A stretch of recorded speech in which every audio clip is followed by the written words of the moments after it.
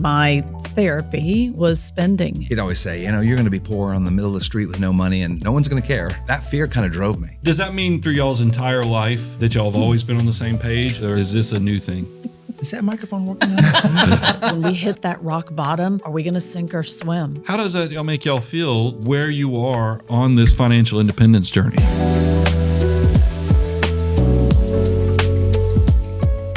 Welcome to another episode of Making a Millionaire. This is where we help our guests build their great, big, beautiful tomorrow. That's right, Brian. We are so excited because we get to talk to millionaires and millionaires in the making because we believe there's a better way to do money. And today is no different. We are with Rick and Lori, and we are so excited that you guys are here.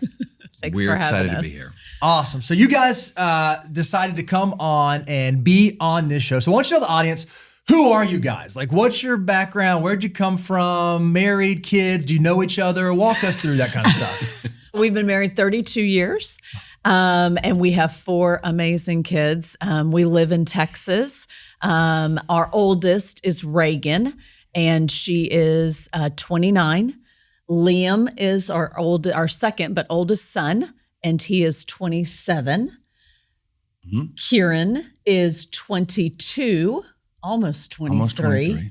And then Shobin is our youngest, and she was adopted from China. Oh, amen. She's amazing, and she is 19. That's awesome. She's a freshman at Arkansas. So hold on, 19 through 29, that makes you guys like empty nesters-ish, right? Like kind of, sort of, almost halfway there? Yeah, we're one semester into being happy. We're looking at each other and going, It's just you and I, babe. Well, that's a good thing, right? That's a good thing. Just so you guys understand, date night becomes every night. It's crazy. It's crazy. It's true. That's awesome. So, and talk about, because that's family stuff. Yeah. How about, obviously, to come on a show like this, you had to make a living doing something. So give us a little background. Working, retired, where are you at in your financial life? So we've been married about 32 years, a little over now, and I have mainly been in the medical field, either in surgical sales or pharma, from almost my whole career. And my company had a reorganization, and they had an offer of me to take a severance and an early retirement. And I was planning on working 2 more years, And they said, well, we'll almost pay you for 1.5 years of that. Why don't you? And I thought, I think I'm going to leave. And I can work for 2 years, or I can get paid to not work for 1.5 years. That's right. Yeah. And so I weighed that one on, and we decided to take the package, and we're doing it. And I'm going to still work, probably do a consulting gig with a company that I helped start a long time ago, about 8 years ago. But then that's where we're at. So we had this jumping off point, and I was actually reviewing that package, and I was watching 2 of my favorite financial guys on the YouTube. And I thought, man, I wonder what they would say. And then you said, hey, we're having a show. We'd like to talk to you. And I'm like, oh, should we do this? We were speaking to you. That's you what were, we said. to We my speaking heart. to you. Because, there's a lot of anxiety and fear when you are jumping off. And retirement sounds like something you understand, just like becoming an empty nester. When you turn that page, you're like, okay, I never really thought on how this was going to play out. Mm-hmm. And I never really thought about how an early retirement would play out. And so being here is such a gift. I mean, other people may have had a great ticket that they paid a lot of money for, or won to go to a great game last night. But this is the financial Super Bowl right here. Oh, we're glad to be here. That's Flattery will get you everywhere. All right. Yeah. And my lovely wife, she's been a school teacher. Yeah, so I'm a teacher, and I taught for 3 years, and then I took a 21-year sabbatical and helped raise kids, and we were blessed enough that I could stay home, and I loved that. And then I went back, and I'm in my 10th year. I went back and taught 2nd grade, and now I'm a dyslexia therapist. Awesome. That means, okay, so you are retired now. I am 3 weeks in. 3 weeks into retirement. Wow, And freshly minted. But you love work, and you love what you do. What does retirement look like for you? That's a great question. That is something we might want to talk about. Okay. I don't really. We thought smart people that know finance could tell us how That's we have to work. exactly. So it's our job to tell them. exactly. No pressure. Okay. No pressure. pressure. Got it. Awesome. Yeah, we actually had a plan. We thought we were going to both work for about 2 more years. Okay. And we did this, and she does really love what she does. It's not really a job, it's a mission. Sure. And she's like, she's still got 2 years in her, or 1.5 years in her. And so we're thinking that's going to work. And she says, what are you going to do? I'm like, I'm gone. No. We have a small software company that I helped start about 8 years ago. And that small software company doing a little medical need has grown almost into a $16 million company, and it's doing really well. It's not a small company anymore. It's got like real office space and things like that, and coffee rooms like you guys have. It's like, wow, this is a real company. And so there's a chance to go back there and help them grow. Oh, awesome. And so I'm going to probably be doing that. Okay. I don't know what that looks like either. That's just kind of like another. So retired, but pseudo-retired, trying to figure out what the next steps are. Correct. Okay. Yeah. Awesome. At the point, and we'll get into this when we get, because I think it's probably a good time to talk about numbers and other things, but there's something different about when you work because you want to work, not because you have to work. I mean, there is a power to that. That's why we kind of on the show, we're always pushing to buy and own your time as fast as you possibly can. And that's why I can't wait to jump in, Bo, because I want to know, as we share this, what was the secret sauce? Is it discipline? Is it you made a great investment here or there? We're hopefully going to be able to jump into and figure out what actually created what you've created, all that y'all built. So let's look at your net worth statement. You guys were kind enough to share. Let's talk about sort of where you are right now today. So right now, you can see a very healthy cash bucket. You have about $92,000 in cash. How did you guys come up with that? Because now, 3 weeks ago, have you thought through the process of emergency fund was this and now it should be this that I'm retired, or has that even entered into the lexicon yet? Yeah, people we know that are good at finance have said that we should have like a 6 months worth of like liquidity. And I actually have used, the way we've done it is our taxable brokerage has got some money in it. And we kind of have that in fairly conservative investments. We hadn't really thought we were going to need, we've kind of used that as our emergency fund, if you will. And a little bit of the scenarios changed because the severance that I got from my employer did hit last week. Awesome. And was the severance paid all at once for a certain period of time? It sure was. Awesome. Yeah, that hit. And so everything's a little, the tidewaters have gone up on some of those accounts. And so we have enough now for 2 years to keep us steady state in what we're salary making. And so we've got that in cash, and I'm really kind of wondering what to do with it because I thought I'd put it in a money market. And then I was also thinking about on the second year that we tucked back, I was thinking about putting it in U.S. Treasuries. But I have it in my Schwab account, and I haven't done anything because I thought, what if I could ask two really smart guys what to do? We might have some thoughts. You guys always do. Well, I think it's interesting. You said you listened to us and we talk about having 6 months of liquidity in current living expenses readily available. And that's true while you're in the accumulation phase. But we do have a thought that as you enter into retirement, as you enter into living off those resources, your emergency fund probably should expand. Rather than now being 6 months of living expenses, it should probably be somewhere between 12 to 18 months of living expenses. So hearing that you have 2 years of expenses and readily available cash, you're probably not as overweighted on cash as you might think. I think that's actually fairly close to where you should be. It makes me happy because it allows, when we look at your investments next, you are very heavy in like retirement accounts. And Bo and I, even when we were doing pre-show prep, I was like, how are we going to backfill? Because I'd love to have more taxable assets, specifically more taxable cash. And I think this creates a tremendous opportunity to kind of backfill that so you can mitigate the risk, mitigate the emotional stuff that comes as you go into this new transition of life. But I love hearing you say that if I am going to sit in this cash, I might as well have it yielding something. I want to have it in some sort of high yield money market, somewhere where it's at least doing something for me, maybe even treasury. So I think there's nothing wrong, even though your new standard will probably be keeping 18 to 24 months of liquid expenses in cash, at least earning something so long as cash is still rocking and rolling for you. Yeah. And then you have an investment portfolio, and your total investment portfolio right now is a little over $3.6 million, which is incredible. The way that's broken down is the lion's share, Rick, is in your 401k from your prior job. So $2.5 million there.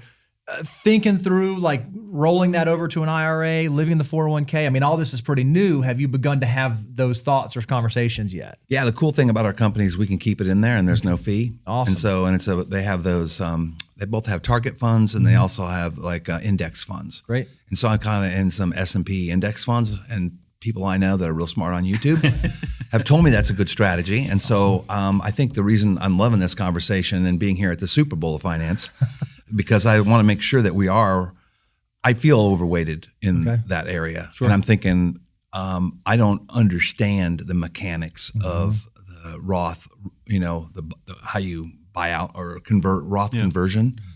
I mean, I watch your shows and I read your book pretty well, but I didn't really read those pages double time. So I don't know if I know the process, and I haven't gone on money.com to figure it out. So I was just kind of hoping to get your guidance today on that. Okay. Great. Love it. And so then as we continue to go to the net worth statement, your Roth 401k, Rick, has about $112,000 in it. You have a rollover, which has $636. So again, that's another pre-tax account. Then you have a taxable brokerage account that has about $251,000 in it. And it looks like you have some vested RSUs from your prior employer sitting there at about $115,000. Any thoughts on, are you going to continue to hold the company stock now that you're no longer there, or? Yeah, knowing what I know, I think I'd like to hold. Sure. Because it's those are growing very aggressively. I have a little heartbreak story I'll tell you later if you want to hear it, but it's horrible. But yeah, because I cashed out of some of those RSUs to pay our house off. And it was like a 2.25% interest house, and I paid it off. And so I do kick the Spurs on that one. I'm not, look, It was very painful to me because, I do the math every day and the stock's gone really well, the appreciation. And I do, that feeling good about paying off the house just cost me about $190,000. So, but hindsight's 2020. I know. Me and this guy debate this all the time. You are at the stage of life where if it brought you peace of mind, and also, and I can already see that was what I was going to say. Absolutely, I think this is not a bad thing, because there's going to be lots of things in your life that you can look back on and go, woulda, shoulda, coulda, and that's what I love. And I noticed there's zero debt here, which I thought was actually a healthy thing. But does that mean through y'all's entire life that y'all have always been on the same page, and especially with debt and other things, or is this a new thing? Is that microphone working now? testing.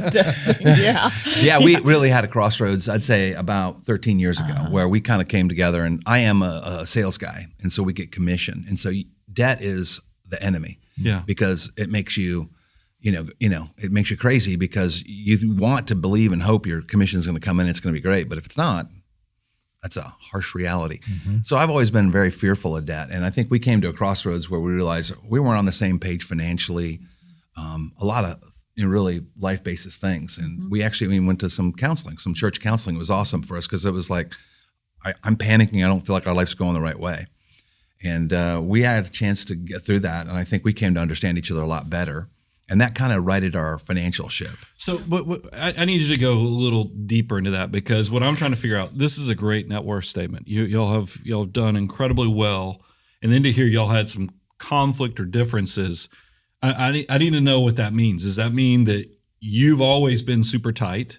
And Lori, does that mean you've always been a spender? Where do y'all fall on that? I mean, how have y'all?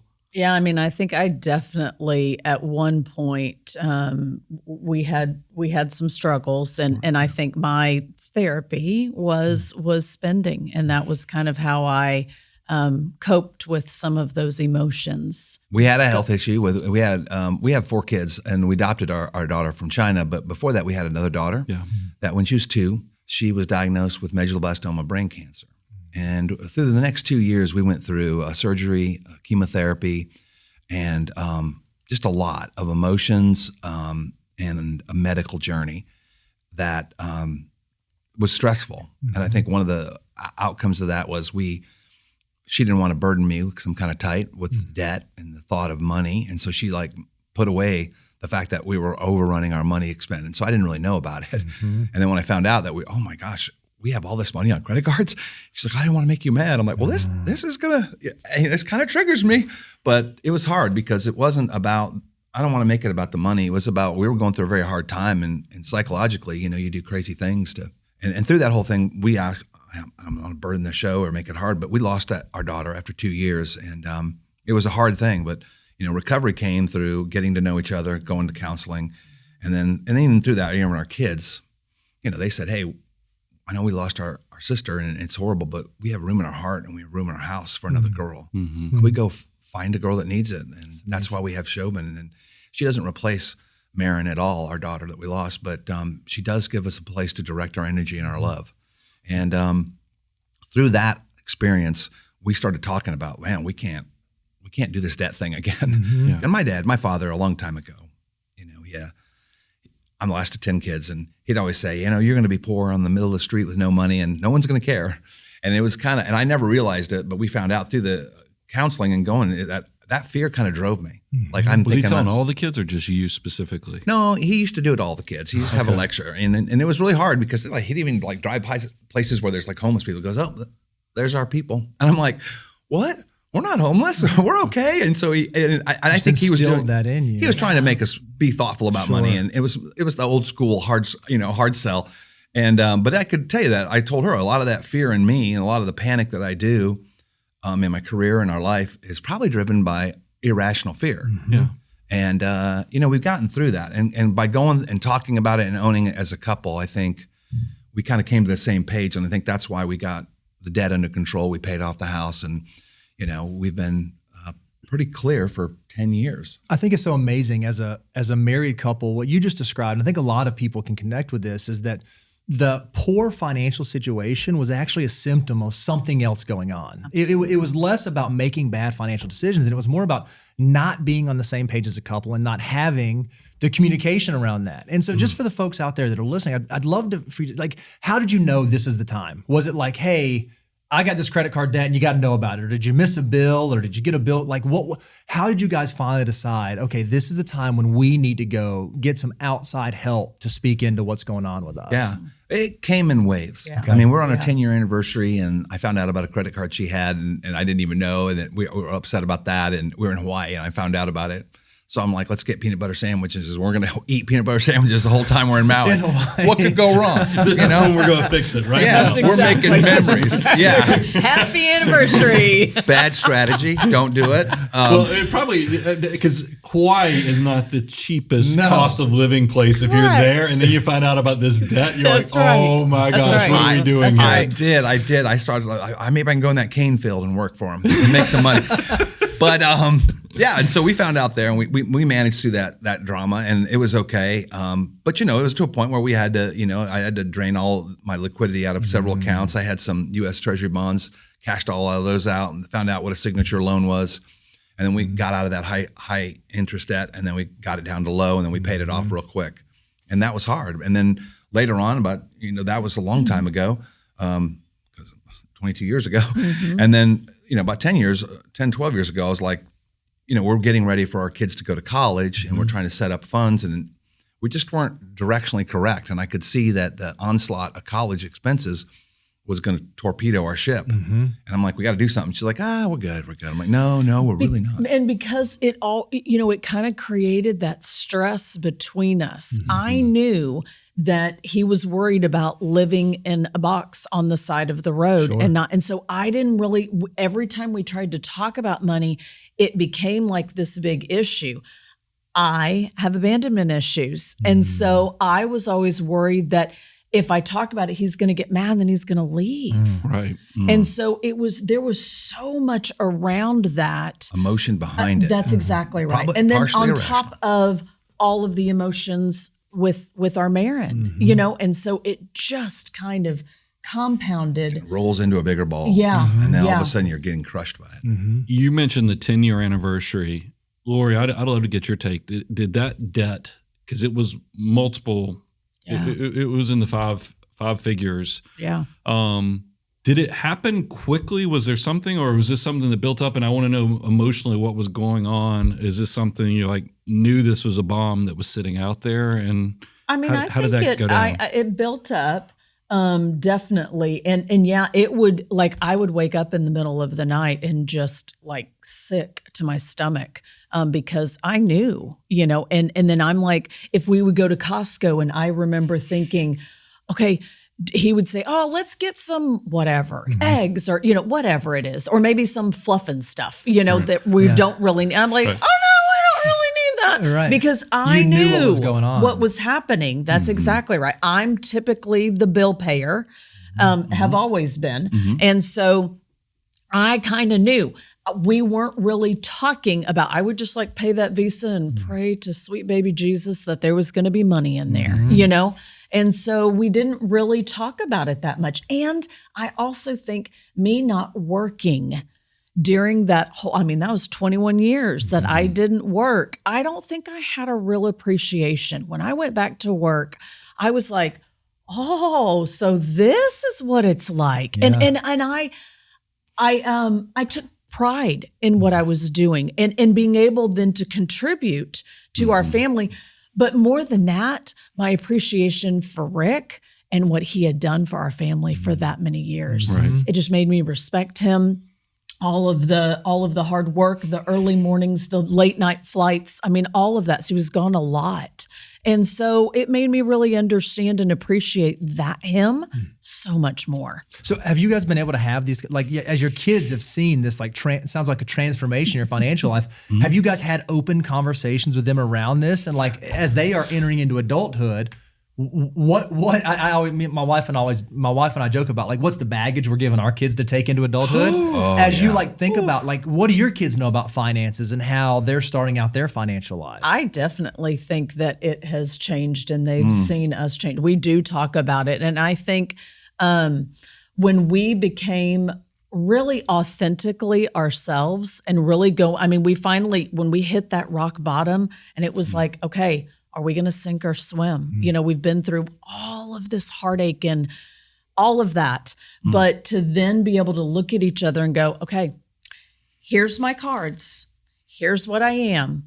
Yeah. What are we going to do with it? And it was never. How freeing was that when you finally said, this is who I am, right? I mean, yeah. And it is such really, a weight, and you've breathed better. Yeah. And you mentioned and it. we liked each other to begin a lot. Oh, yeah. It was a really good thing. We have our faith. We're very, so that was a huge part of our journey.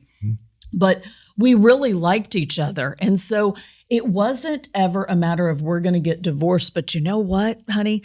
This has got to change. We got to do something different, right? And so when I became okay this way, I think we became this way. Yeah. So much more. Kids see it. I mean, we were, and just to tell you, things have gone a little off the hook. We took our youngest daughter on her senior trip over spring break. We normally go to like West Odessa or somewhere like, 12 miles away, maybe a Motel 6. We went to Italy. Oh, I hear Italy's different than West Odessa. I've never been to either, but I hear. Good night, Irene. Yeah. We get there, and then our son, he's serving in the Army, our oldest son, and we just flew him in because we thought, how often are you going to be? Yeah. How often is it going to happen? Never. Yeah. And he's like, he got time off, and we're like, so time with your kid in the military is so precious. So we flew him in, and he goes, what do we do now? I said, let's just go rent motorcycles. He's like, Who are you? Yes. He's like, this is weird. I said, no, this is dad out of debt. Yeah. Because he goes, you're just so different. You're so relaxed. And I said, well, this is, Mom and I struggled through this. Now we're authentic. And, I want you to know that when I came home from work, the reason I was upset, and he's like, oh, I can imagine. You had dad. We weren't performing. You were traveling all the time. And I said, yeah. And I felt like I got 48 hours on the weekend. I'm going to write this ship. Yeah. And he's like, that must have been awful. I said, well, you got the user end of it. I was not a very nice person. Yeah. And I tell you, that was a real transformation. You mentioned it in your book a little bit about living your best life and authentic and work becomes not work. It becomes an expression of who you are and a way to give back. And we saw our careers really turn into that. Where we're like, okay, now, do I want to show up here? And the way I do, I love what I do. My mission and my healthcare, what I was doing in healthcare mattered. And what she does with kids with dyslexia mattered. And like, well, we want to stay doing it, even if we don't have to. And so and then you imagine the weight of credit, communication issues. You're not exactly being the best mom and dad.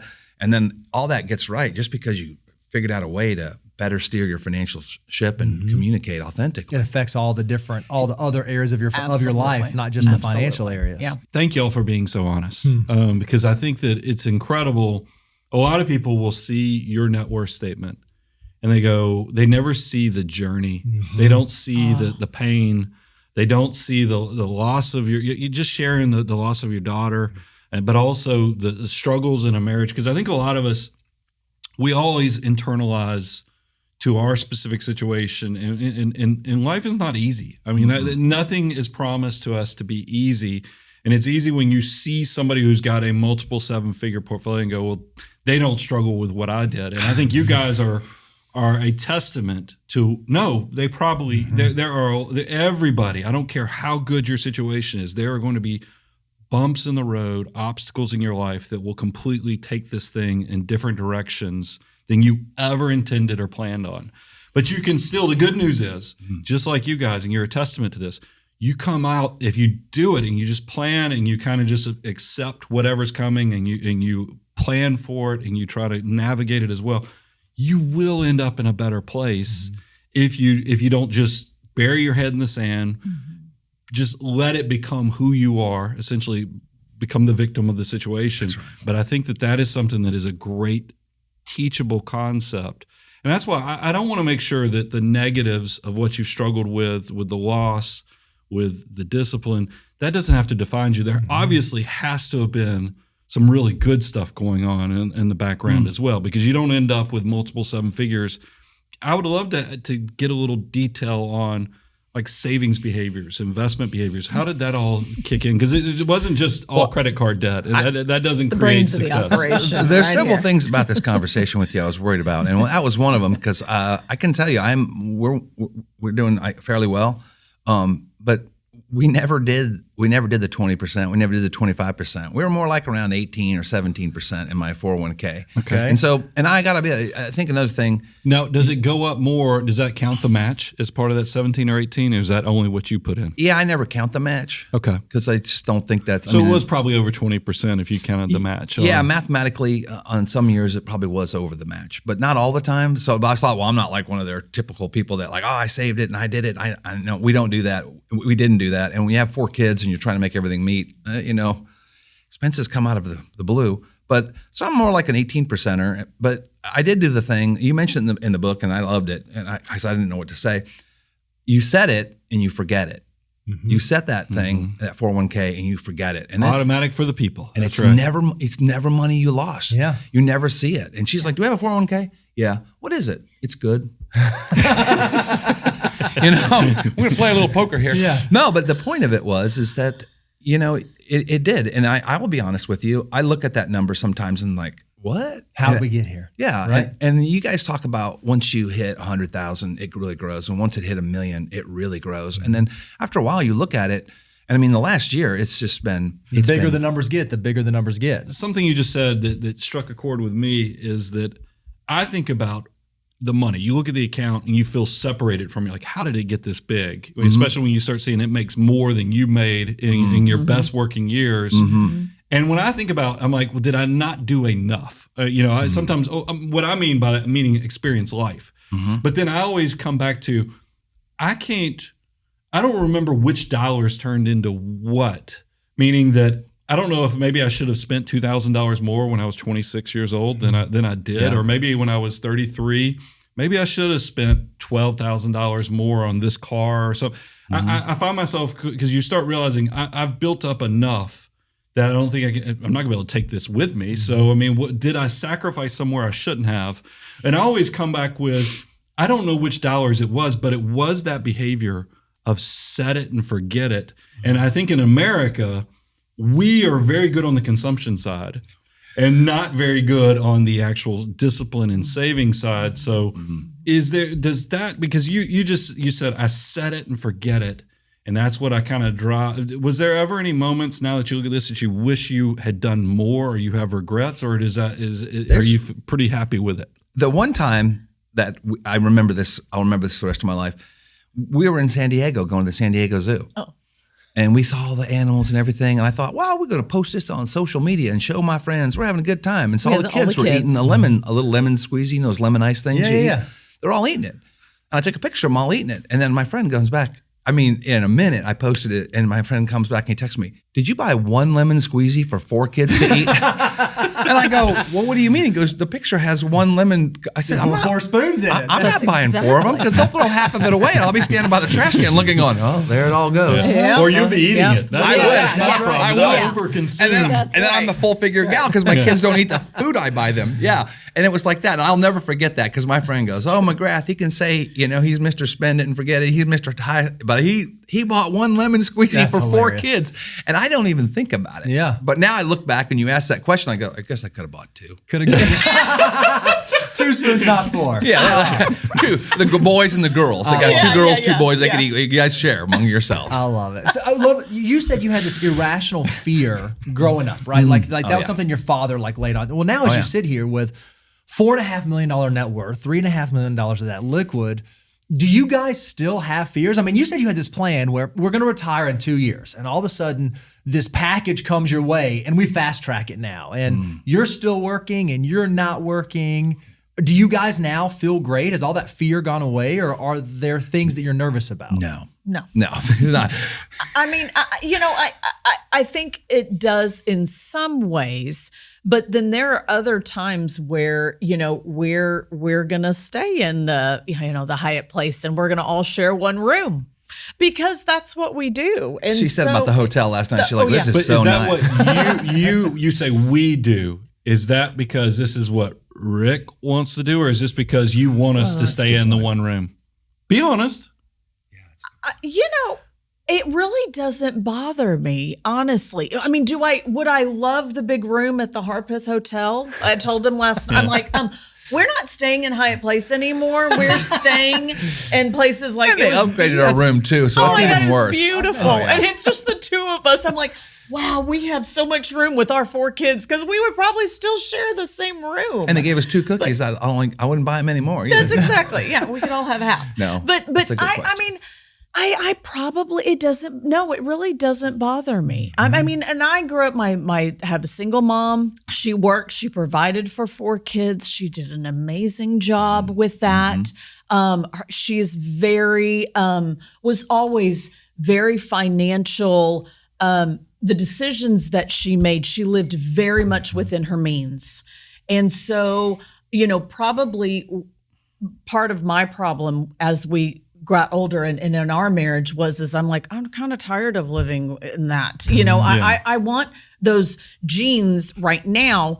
I don't want to wait until the end of the season or, whatever that is. And so, but to answer your question, I really think we're normally economical. Yeah. I met her and I knew she was the girl that I loved and wanted to marry because we went to a Mexican restaurant and the total bill was $9.70 with the tip. Oh, wow. And I'm like, what'd y'all I'm share? in love. No, she got a half order of ponchos and I got the number 6. No, it's in San Antonio. She's a big San Antonio girl. And we went to her favorite restaurant and, you date other girls and you go out and you're like, oh no, this is so expensive. And then I've dated those and I dated her and there's $9.70. I'm like, this is the one. I have got to find the one, obviously. I got to put a ring on that one. Yeah. 6 months later we were engaged. Yeah. So I will tell you, we've always been I would say we had a pretty financial conservative platform that because our kids would bring it up. Do you know most people don't spend all 6 of us in one room? Well, they don't travel as much. You don't understand. But I do want to challenge because you said something that trip y'all flew your oldest son to meet with you guys that was not cheap. I'm sure that was an extra to maximize the memory because the memory was more important than the money being spent. So I have to challenge you on this. As your adult children, do you think they're still now? Maybe you've done because y'all seem like y'all are a great time, and sometimes you can overcome a lot with charisma and a lot of just being fun to be around. But I got to think with adult children, especially as they start expanding. I haven't asked if any of your children are married or anything. They're going to start expecting maybe their own bed. My oldest daughter, we like to go cruises. She told me, she goes, if you want me to go on any more of these cruises, I want my own bed. Because I even packed a blow-up mattress on a cruise. To put it on the floor. Oh, it's perfect. Oh. I love this guy. No, but I love this guy. My daughter's point, that is a mistake because she's going to quit coming on trips if I don't start realizing. Now, fortunately, like Disney, they have beds that come out of the ceiling, so that works. But when you go on Royal Caribbean or Norwegian, for some reason they don't put as many beds that drop out of the ceiling. So we did blow up mattresses. I'm just telling you, there is a risk. Yes, it is what created success, but there is a risk that you actually hurt yourself in the long term.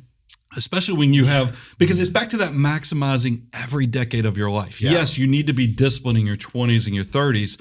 But now that you can accomplish, and that's what I want us to spend some time on, have you accomplished your goals so that you can not hold on so tight? I mean, because I think that is an important thing for you guys to figure out. Because I asked, are there fears that you have? And you said, oh, yeah.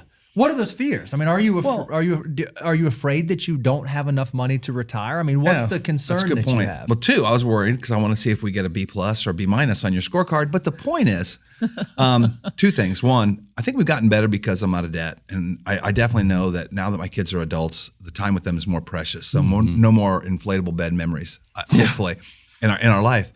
And we're getting, I think, better. Like we're doing a cruise this summer to Alaska, and I had all the kids, told them you can come, and what are we going to do? I said, you can do any excursion you want. Oh, nice. They're like, no, seriously.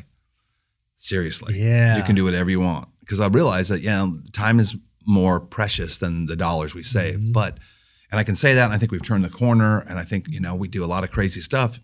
She let me get into motorcycling. I may or may not have 4 motorcycles at home. It wasn't on the net worth statement. That's weird. No. Get on there. No, that's not on that. I own those in my heart. But and so I think we've turned the corner. But I would say, I mean, it's important, and I think about this when I watch a lot of your shows, is we just came through a significant inflation crisis where a lot of that shrunk. Sure. And even though it's growing, that what you could buy with that dollar shrunk. And and when you think about retiring, you realize that this is the course. You're setting a course with your ship, and you're off in that course. But there could be a storm, and it could blow. That inflation storm can blow you right back. And I'm thinking, so yeah, am I worried? Yes, I'm worried about how do I make sure that if that happens again, inflation. And I do have one guy that's kind of helping me manage the Roth 401k, and he goes, Rick, you've been through 2 black swan pandemic event and then 2008, and you're all right. I said, well, what if there's another one and it's bigger? And I don't know. I'd like to have an assurance, somewhat of a reasonable assurance that that's not going to happen. So we sit down with people all the time who say that exact same thing. How can I have some assurance? And we know that nothing in the financial world is guaranteed, right? Like, or very few things are guaranteed. But what we can do is we can assign some probabilities. Like, how likely is it that things are going to be okay? How likely is it that, okay, I made it through 2 black swans. What if the 3rd one happens? Am I going to be okay? Well, there are ways that we can approach that. There are exercises we can do that never take the fear completely away, but they at least alleviate some of the fears. And we thought it might be valuable for us to kind of walk you through one of those exercises. Now, one of the really interesting, unique things that we didn't really talk about on the net worth statement yet is you have something unique that a lot of people don't have that even should allow your financial security to feel even better than maybe people otherwise in the situation. You guys have some pensions sitting in the background. Yeah, we do. Right? Tell us a little about the pensions and how that factored even into your decision to think about leaving the workforce early and having some confidence in that. So one of the things that you guys, and this is all good, but you worry about it because you're saying, well, you could retire early if you have a path to healthcare. Well, our pension offers healthcare. Amazing. Which is amazing. Amazing. And so taking this jump was a little easier for me because I thought, well, we got healthcare, and that's a good thing, and that's going to be somewhat controlled. And so, we have a pension, and we have a health plan, and I have another company I worked for a while back, and a lot of people forget this. If you're vested with that old company that has a pension, you're vested, and they're not going to come give you the money, knock on your door. You got to remember to call. You got to turn it on. So I have that pension, and then she is a teacher, and we have a teacher's pension early, and then if she stays until 62, it gets a little better. So it's great. But I want you to notice none of those are inflation adjusted. There's no like no cost of living. No, it's no cost of locked living. In, right? There you go. Fair enough. And so that's what we said. We said, okay, hey, you have these pensions, so they're certainly part of the plan. But if we don't have any cost of living adjustments, if we're not increasing it, what does that look like? So we know that we have these income sources coming in. So you have this plus a $3.6 million liquid portfolio. And the question becomes, is that enough money? Or probabilistically, does it seem like that's going to be enough money for us to be able to live for the rest of our lives? By the way, I have to pick on you guys a little bit, is that when I was reviewing this, because I do try to financially triage everybody's situation. And as I'm going through the notes, I'm like, ooh, I see an issue here, because I see you have all these retirement assets. You don't have as many taxable accounts. I'm like, man, they're going to have trouble in the first 2 to 3 years of liquidity. This could be, and then I flip the page, and I'm like, I basically threw everything. I was like, what the heck are these people worried about? I mean, these pensions. They're incredible. I mean, I was like, oh, this fixes a lot of problems. I mean, it is. And so, I mean, and I want us to go into this, because we actually did a deep dive to see if we could give you peace of mind. But there's something we haven't completely laid out all your financial goals. Because there was another perplexing thing, Bo, that I had, is that and one of the goals, and you have to tell us if our people didn't write the note right, but it said Lori's retirement date was it now or 2032? 2032, and right? I couldn't figure out why. I was like, why did they put such a spread She on looks this? at Rick and Rick goes, yeah, no, that's what we talked about, right? You have to work for 7 more years. I'm trying to figure out, because I want to make sure I understand all the goals and how all this works. She's doing a mission to the children. I don't want those children. And I'll pack her lunch every morning. Well, truthfully, as we were talking, I was like, maybe this is the case, because I could see the passion you have towards helping the children. But then I was like, but is that really, or do you want to have the option to actually retire? I absolutely want to have the option. That's all and me. so it That's is. all me. It is. Yeah. It's him. Oh, I'm like, It's well, him. if you work longer, That's right. it gets bigger. But why? There we go. But what's There we the go. why behind if it's bigger? I don't know. I'm not saying it's rational. It's a little bit of irrational. that irrational thing. It's that that you get irrational from fear. God, It is. right? It's Yeah, the. it It's is. the. Are we Do you gonna feel that be? pressure? Do you feel that he wants you to keep working? Or do you feel like that's if a you good wanted to quit, you could? Oh, I think if I really wanted to quit, I could. Did you see that? Yeah. She knows she can influence him to do about anything he wants. She can do it. Yeah, but I mean, I think it would definitely be a conversation because I would want him to go, honey, it is okay. Yeah. If you want to quit, it is okay. And I've told him when I moved into dyslexia, I was teaching second grade, and then I got into this. It was COVID. And I didn't school shut down. It was done. I didn't really get to say goodbye to my kids. And it made me so sad because I didn't. So I told him, I'm like, I need about a year for you to say, okay, you do this next year or whatever. I need about a year to be able to wrap my head around it. I'm a little bit of a processor and be able to say goodbye and be able to be okay with that emotionally. I think a 7-year goodbye is. He said, you asked for a year. I gave you 7. I know. He's so nice. Bonus. No, I know. We have nothing wrong with people working even past financial independence because we want people to be able to work because they want to, not because they have to. Right. But we Right. do like to be able to answer the question, am I Yes. at the want to place or am I at the have to place? That's a great point, Absolutely. yeah. And because obviously, Absolutely. if we're at the place where you don't have to work anymore, working any degree farther past that is just gravy. Then you get to show up That's because you want to do it. one. And Yep. so that was Yep. kind of the Yep. case study we wanted to lay out for you guys. So we have some assumptions we're going to kind of Okay. walk through as we did this. We said, hey, let's go ahead. Today, congratulations, you retire. Today, gone out of the workforce. So now you were both fully retired. Now, you guys were kind of to share that your annual spend to live the life that you want to live on the terms that you want to live is about $154,000 a year. Can we hit pause on that, by the way? Because I want to pick on you guys about that too. Because when I looked at the columns, there was must column and then there was ideal or whatever. I don't even know that they spend $154,000 because the two columns, I mean, your property taxes don't have a delta of $3,000 a year. And I was like, Oh, what no. the heck is No. this? And then, I mean, there was some categories. He's It's like, really worried about that inflation. he was like, I I'm gonna make this look as bad as it possibly could, so that these guys can't tell her to quit working. I felt like that was actually going on under the because there was other categories. It wasn't like insurance. I was like, these are categories that are fixed. It shouldn't. These two columns should match. And you had variations on every one of them. And I was like, this is somebody padding the numbers on purpose. Who filled out that questionnaire? I think we know who filled out the questionnaire. I think somebody was cooking the books a little bit. We could just being downsize honest. to a single wide and ride a unicycle. Yeah, I mean, there we go. You know, There we go. Now maybe a little bit of back because I like to be conservative. Sure. So we said, okay, let's operate under your conservative numbers and assume that $154,000 to spend, plus you have to cover college costs until 2028. So we kind of factored that into our analysis. We assume that the severance is going to increase your cash reserves to 18 months. We're just going to kind of call that done. And then we assume you spend the remainder of the severance. So whatever you have above that 18 months, you just spend that. Just and consume. all of your This is how future, conservative we are. all your future living expenses just come from the portfolio. Holy We also assumed an expiration for both of you till age 95. So we want a nice, long, robust, enjoyable retirement. Well, we're going to leave your current portfolio invested. I'll show you kind of the rate of return assumption there. It's going to be about 7.4%. And that's just roughly a 60-40, a little bit different than your current portfolio, a little bit more conservative. But that's going to allow us to have appropriate mean return and standard deviation. So that way when we run the simulation, it'll let us know how accurate are our probability estimates here. All right. We're going to assume your cash doesn't grow. We're just going to park it in a 0%. Again, we're trying as hard as we can to send her back to work. Let's right? break She retired. this thing We're up. trying We're trying to to send her do. back to work. I appreciate your effort. And then we said, let's just assume for the base case, 3% inflation, right? Let's assume that over the long term, between now and age 95, it averages about 3%. And when it's time for you to draw Social Security, we're just going to wait until age 67. So full retirement age for both of you, okay?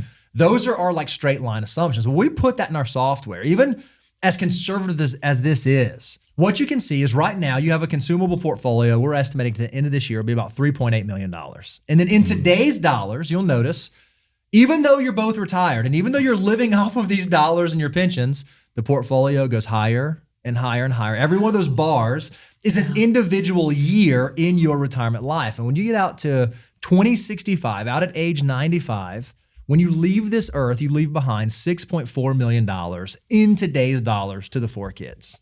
Whew. So first of all, do you think the kids, if they're inheriting $6.4 million in today's dollars, are they going to be okay? They don't deserve it. They don't deserve, right? That No, I'm kidding. That seems, If my kids are listening, I love you guys.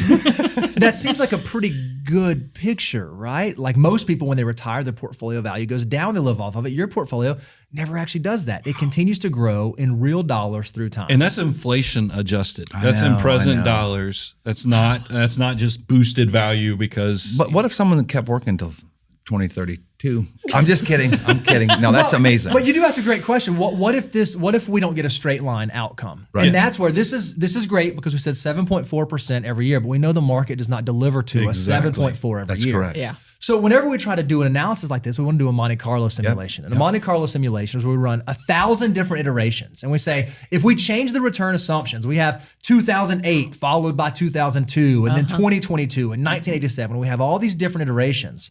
Of the 1,000 scenarios we go through, what percentage of them get us all the way to the end of the plan without running out of money? Right? wow. So that's the narrative. When we ran this portfolio with all those assumptions that we listed out through our Monte Carlo, you have a 98% probability of success of making it all the way to age 95 without ever changing your lifestyle, without ever tightening your belt, without ever like backing down spending. So even at those inflated numbers, 980 out of 1,000 scenarios got you all the way to the end of the plan. You can even see that in the worst 20% of those iterations, like the sequence of return risk, the negative outcomes, the black swans, even in the worst 20%, you still ended the plan with almost $3.6 where you million, are right now. Yeah. which is where you are today. See that 2% failure rate? I want to remind you, this is that 2% is not, we ran out of money and now we're on the street. the belt. It's, Right. hey, I just had to tighten my spending. This assumes you live in a vacuum. We all know 2008 happened. What'd you do? You spent less money. You went through COVID. What'd you do? You spend less money. This assumes you operate in a vacuum and you don't do that. And so even with that sort of behavior, 98% probability of success of not having to decrease your living expenditures in retirement. So you're trying to tell me that we won't have to eat peanut butter sandwiches? I'm just saying you can buy the name brand peanut butter if that's really what you want. All right. If that's what you want to do. But Okay, we said, okay, that's- we recognize like Rick's probably going to be a hard sell on this, right? Because he's like, well, what if? What if inflation is different? What if we decide that when we both stop working, we just find activities that we love spending money on. And we don't want to just go to Maui one time a year. We want to go to Maui 2 or 3 times a year, and we're going to spend out of our mind. And we said, what if his crazy spending, that $154,000 a year, what if he really missed the mark? What if what actually happened in real life was you spent $200,000 a year every year, starting this year, all the way till the end of your life, out to age 95, right? What does that look like? That's $50,000 more every single year, right? Well, when we run that through that scenario. We padded your padded budget. Because, by the way, I think you already are probably a good 30 to 40% higher than you actually are spending, but we essentially doubled it to if you really look at what your actual expenditures are. Oh my. When we increased your living expenses $50,000, that can account for any number of things: inflation, overspending, travel, kids, whatever. You can see that instead of leaving this earth with $6.5 million, you leave the earth with about $2.9 million in today's dollars, straight line. Now, again, we know it's not straight line. We don't get 7.4. Right. So we got to do the exercise, run this back to the Monte Carlo simulation again. So when we run it back to the Monte Carlo, even at that level of spending, you have a 78% probability of success making it to the end of the plan without having to change your behavior. Just so you know, we as financial advisors, when it comes time for us to like counsel and tell someone, hey, you can retire. Hey, we have 80% is like our, once we get there, we're kind of ready to sign off on it. It's like, we got to watch it, but 80% is like success rate because we know if our assumptions are conservative enough, things will probably turn out better than what we're showing. Even with out of this world crazy spending, you guys still have almost an 80% probability of success. So I would argue that you guys are not just at financial independence, you are like well at financial independence based on the life that you've described to us that you want to live. And I think this is a good point to also highlight when you see the downside exposure and you see that one potentially could go to zero, realize the way a Monte Carlo simulation works is it's doing thousands, it's taking 1,000 different scenarios.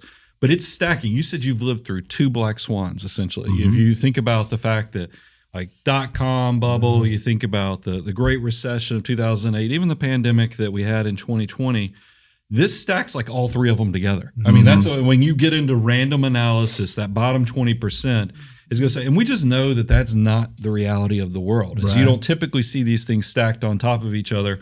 But it's okay for planning purposes to do it. The other thing we know that I always highlight when I think about behaviorally, everybody, and by the way, this is a human nature thing. It's the reason why economies all kind of act in unison is because when markets are tight or the real estate market's down or people are losing their job, what do we all do? We put off buying the new cars. We put off replacing the fridge. You know, we just Fonzie it and tap it on the side or try to do whatever we can. We all tighten it up just naturally. Yeah. So this assumed that you went full speed ahead, even in those bad years, which is disconnected from the reality. The other thing, most people, when they get beyond 85, you're not spending. We have you spending wide open. Even in those 95. Even in those no-go years. Vegas, here we come. So there is so much conservatism in here. Now I'd like to hit pause because we've kind of filled you in. As a couple, how does that make y'all feel kind of knowing where you are on this financial independence journey? Yeah, buddy. She's like 1 year later. That's exactly. Yeah, that's right. Does it change any thoughts? I mean, for you, Rick, specifically, does it change your mindset any? I mean, obviously, yeah. I mean, I guess it's like, because, it seems like you're always fighting with your amygdala, your emotional brain and your logical brain. I kind of feel like a silent, still voice in it's all right, you're fine. But no, but what if? What if? I know, and I think the what ifs just kill me. But seeing that, especially with, your accurate representation of my budgeting. But, I mean, you're right. I think I've always tilted my hand and worried for the future. And it's like I don't really need to worry. And it's kind of takes a mindset change. Sure. One of the things we get so excited about, and it's our favorite part about our job, is once people get to financial independence, once they get to the point to where probabilistically they're going to be okay, then we get to do the fun stuff. Then we get to say, hey, go on the trip. Hey, go buy the lemon squeezes. Hey, go do the thing. Hey, go use your money for the things. And it may not be spending more. It may not be increasing lifestyle. It may be creating memories with the kids. It may be giving. It may be philanthropic. What we hope is that we can free you up to start getting to focus on those things, not be so afraid of the what ifs, but then you think about the exciting what ifs. Well, what if we could now use this to really multiply our wealth and change the world around us, change the lives of our kids, change the lives of our community, change the lives of the causes that we really care about. Yeah. And what's great is when you get to this stage, when you get there, you guys are still so young. There's still a lot of really fun and exciting planning that you can do. You had alluded to one at the very beginning of the episode. You said, hey, I've heard about these Roth conversions and I think that's a thing. Well, we did a little analysis on your tax buckets, right? And Brian kind of said this when we went through your net worth statement. If you look at the way your assets are currently spread out, you have about 81% of your dollars in tax deferred money. That means that at some point you're going to have to pay tax on that when you pull it out. You got about 3% in tax-free. That's the Roth bucket. And then you have about 10% in after-tax. So you are very much heavy-weighted towards pre-tax assets, which again, you've got $3.5 million. It's a great place to be. We're not suggesting you're in a bad spot, but this is somewhere where we think we can optimize because there's a reality that will happen in your retirement that when you get to age 75, the government's going to start saying, hey, mandatory. you got to start pulling this money out. Yeah. And fortunately, we were able to project that out. And we were able to say, okay, if we look at what your tax situation looks like over the remainder of your lives, what does that look like? And each one of these bars is an individual tax year, right? Yep. And you can see we have the tax brackets as the current law is today, and this is indexed for inflation today, with a 22% bracket, 24, 32, and 35. Where they start. That's where right. they start, right? Yep. So you can see, obviously, this year you have a big severance coming through. So this year is a unique anomaly from an income standpoint. And then you can see, really, you're kind of just in the 22% bracket for the majority of your retirement. But then right around 2041, 2042, something happens. And you jump all the way up to the bottom of the 32% bracket. And then once your required minimum distributions start, you now just race through the 32% bracket, even into the 35% bracket. Night. So you very rapidly, even though you don't want to spend this money, you don't want to do it, Uncle Sam is going to come calling. And they're going to say, hey, you have to now begin giving us some of your hard-earned dollars. Well, when we look at this picture and we know that you guys have pensions coming in and you don't have an extravagant lifestyle, we get kind of excited. And we say what's beautiful about the stage of life that you guys are at is a little bit of planning, just like very little small amount of planning can have a huge impact over the long term. And we said, okay, we know an interesting thing is going to happen that at age 65, at least as it's currently written, your Medicare changes a little bit, right? You have to, sign up for Medicare. And if you make too much income when you have Medicare, then they charge a surcharge on the amount of premium that you pay. And that surcharge actually looks back 2 years, right? So around the time you turn 63, you really have to start thinking about what's happening with your income. Right. So we said, if all we did is just did a little bit of planning between now and age 63, there's nothing really crazy going on there. We don't have to be worry about any loopholes. You're not on ACA marketplace healthcare. You have your company healthcare, so we don't have to worry about subsidies. You guys kind of have this unconstricted thing for the next couple of years. If we just did a little bit of planning, what would that look like? We said, okay, what if we just maxed out the 24% bracket? We just did Roth conversions. So that's converting either your IRA rollover or your pre-tax 401k to Roth. We maxed out the 24% bracket just for 3 years. Well, you see immediately now when your RMDs start in 2041, 2042, you're no longer in the 32% bracket now. You're squarely in the 24% bracket. And you don't actually get into the 32% bracket until 7-8 years later. Right. What's amazing about doing this is you'll notice that when we run this through, and again, look at sort of the straight line assumptions that we had, just doing this planning for 3 years, right here at the very beginning of your retirement, could add $750,000 over the life of your plan. But that's not the exciting part. This is the part that we get really, really excited about. Even though you're going to front end load and pay more taxes up front, if you actually live out to age 95, this will save you $1 million in taxes over the life of your retirement plan. Just doing planning for 3 years. These are the kinds of things that you get to start thinking about and capitalizing on at this stage if you can get past the fear of, oh, do we have enough? Are we going to be okay? Well, what if? And if you can start doing some of this stuff, it actually even makes the plan look that much better. Wow. That's amazing. That is amazing. So That's really cool. I have a favor to ask. I imagine that this is going to spark some big conversations with you guys, especially Lori, about your working. I want you to pretend we're not sitting in the Making a Millionaire studio. And we're now in either the walk back to the hotel room, that beautiful suite that you guys are staying in. It is quite nice. Or, but bring us forward. What is this new information? Kind of what does that do? What do y'all say to each other? I mean, Lori, does that change any decisions in your eyes on retirement? I mean, my first knee jerk is, see, I told you. That is true. But I mean, yeah, I mean, I think it does. I would like to retire in the next year and a half, because I want to go play. I want to go, like we've talked about all of these, we love to travel. And while we can, I want to go and do those trips. Now, it might be through Costco still, because that's how we book our trips. Yeah. I'm just telling you.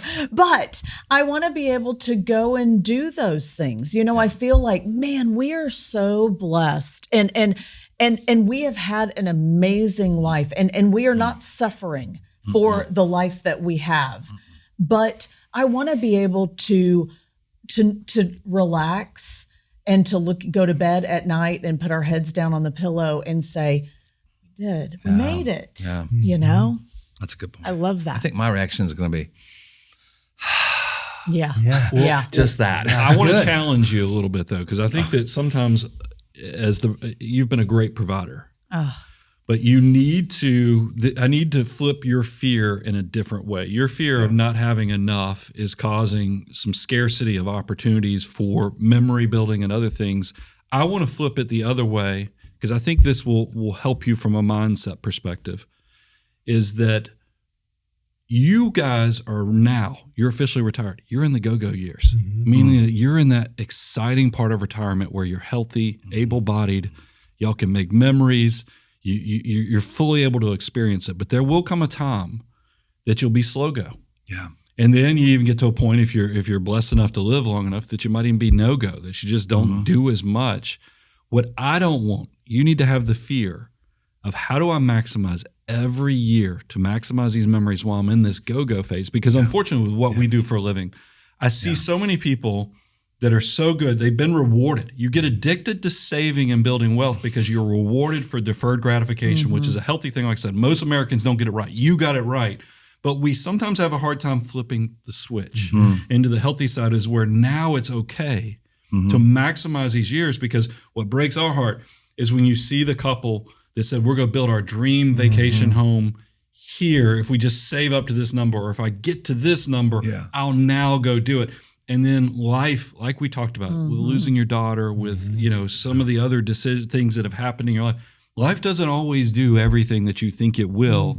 And I would just hate for you to have a scarcity of some memories that could have been built because of this mindset of, we'll just put it off for another 18 months. You need to take the cast. I hurt my ankle when I was younger, and I was shocked for wearing a cast for 4 to 6 weeks, how much my calf muscle had essentially shrunk down to nothing. I think that your ability to spend and enjoy that has kind of atrophied in that way. And we need to now start exercising that muscle to maximize the moments that you're building.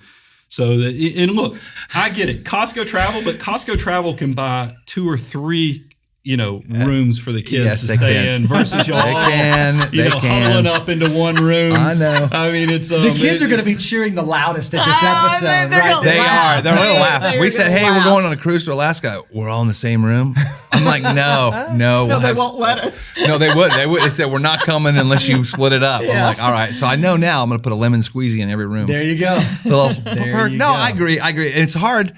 It's like we were talking when we started this conversation. You said, hey, what's it like? You're kind of just into your empty nester. And I'm like, well, I never really thought about this day coming. Yeah. And I never really thought about what it's going to be like. And so it's like you get so busy raising kids and working hard. You're in that groove. And it's so hard to get out of that groove. And it's like, and then you get out of it and you're like, should I be out of this groove or should I be back in it again? So I agree. I think it's a shift that we're going to have a conversation and a commitment to change. I know it's mainly me. but and by the way, there's nothing wrong. My favorite thing also of being a financial advisor, and I've talked about this before, is we don't have to be about the no. It's all about empowering you to live your best life now. And doing these checks, intersecting the math with the freedom to know that it's okay to let go is an important part of the planning process. And that's what this does. So that's the conversation I want you guys to have as a couple is how do we now, job well done, high five, hug, whatever y'all do to celebrate, and then say, now what do we do to take it to the next level to make sure we expand this kingdom mindset and all the other things that you have to our family, to our charities, to everything, because I don't want you to put a restriction on it. I agree. I think you're right. I'm going to splurge and just go get that members only jacket. There it is. I always wanted. There it is. This is the salesman. And Rick comes in.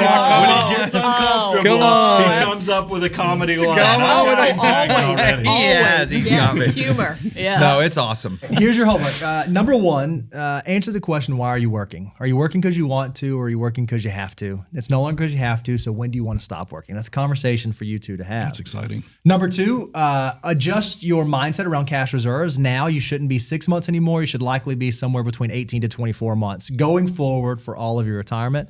Start thinking about optimization strategies like Roth conversions. We just showed you an example of a strategy you can do. You'll be able to do the same thing with Social Security and other things like that.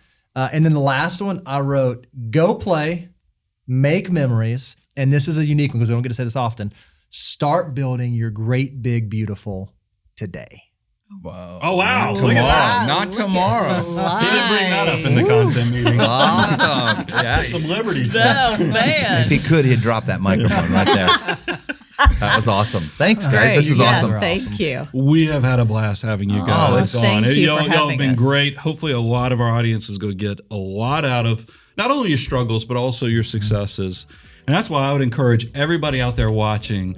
We love creating this content so that you can learn how do I make these small decisions to maximize not only the moment, but also your great, big, beautiful tomorrow. Bo, if somebody wanted to come on the show, how do they reach out to us? If you'd like to be a guest on Making a Millionaire, you can go to moneyguy.com/apply. Or if you want to have access to any of our resources, you can go to moneyguy.com/resources. Guys, I'm your host, Brian Preston, joined by Mr. Bo Hansen. Money Guy team, out. Making a Millionaire is hosted by Brian Preston and Bo Hansen. Brian and Bo are partners at Abound Wealth Management. Abound Wealth Management is a registered investment advisory firm regulated by the Securities and Exchange Commission in accordance and compliance with the securities laws and regulations. Abound Wealth Management does not render or offer to render personalized investment or tax advice through Making a Millionaire. The information provided is for informational purposes only, may not be suitable for all investors, and does not constitute financial, tax, investment, or legal advice. All investments involve a degree of risk, including the risk of loss. The guests featured on Making a Millionaire are not clients of Abound Wealth Management at the time of recording. Their participation should not be considered a testimonial or endorsement of Abound Wealth Management.